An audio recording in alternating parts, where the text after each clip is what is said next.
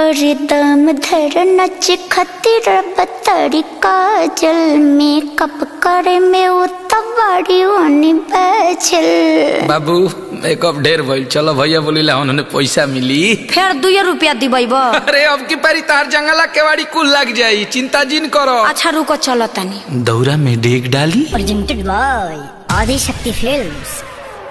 न बनी अंबानी जी जानत सभाबानी जी के झूठो के फैलतानी रउआ न ले कुछ बानी जी।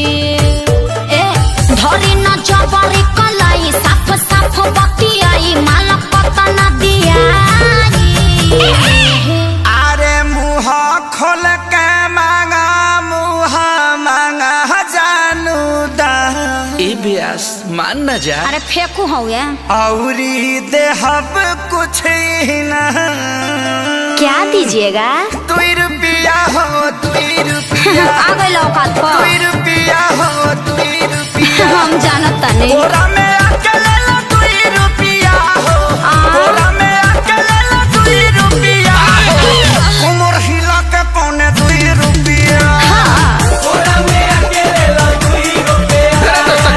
उमर हिला के पौने 2 रुपया। अरे अब विवेक जी फिर से आई तो गौरा में क्या देना चुआता पसीना भेजल समीज हो बाटे ना कि भेजल समीज हो बाटे ना कि भीतरे रोबे सब चीज भेजल समीज हो बाटे ना।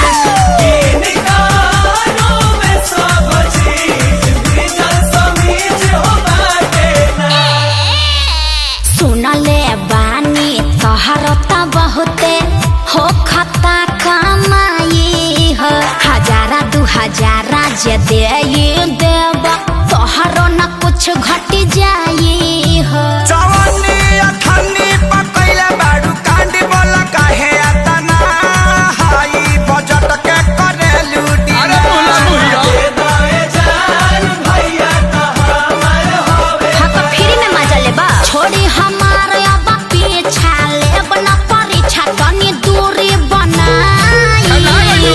अरे तो तोहरे खातिर सब भई जुटावता निधन। चल झूठा ऐसे तू रहो जान मान।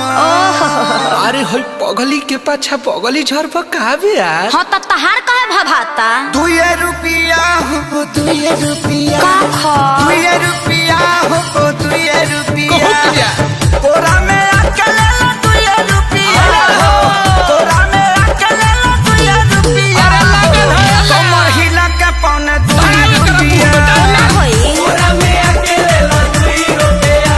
अरे कमर हिला के पौने 2 रुपया। तू लोग कीप साइलेंट रहबा लोग की ना काहे खातिर आतना कमाइला एगो झुमका बना पेन्हाइला। जीवन बीमा तोहरो कराई हो। समय करा दस सब बेनाई। हाँ तो एगो हाई हिल के सैंडल किनवा दलो। सुननी हरोडा नली गली क्या ठीका तोहरो तक तने चले हो। ठीक सुन लिया। त कंजूस क्या कैले तू बाड़ा रुपया करोड़ों बा भले हो। अरे अचल संपत्ति हो करबू तू राज सुन करे जाए कबेर हमरो बना दो मिजान। सुन सुगीना त जीवन भर बैठी के छिरबू पिया। अच्छा अखिलेश खेसारी है ने आई आपका श्याम क्या बोलाई रात भगाना लेकर गावाई। शहर तक बाजेला। अरे धन धन्य कैलू दिल से बाटे धन्यवाद। वेलकम जादव जी। रह जीवन भर जिया जिया मजनू के सारू तू तो देखे में लागत तारा। का? हारू बेबी फारू बजट बढ़ाओ। बैगनो बेच दे। बेच दो 2 रुपया होते हैं 2 रुपया। 2 रुपया होते हैं 2 रुपया। ले ला चुमा चटाई दे हम 2 रुपया हो। चुमा चटाई दे हम 2 रुपया हो। अच्छा कालो कटाई पौने 2 रुपया।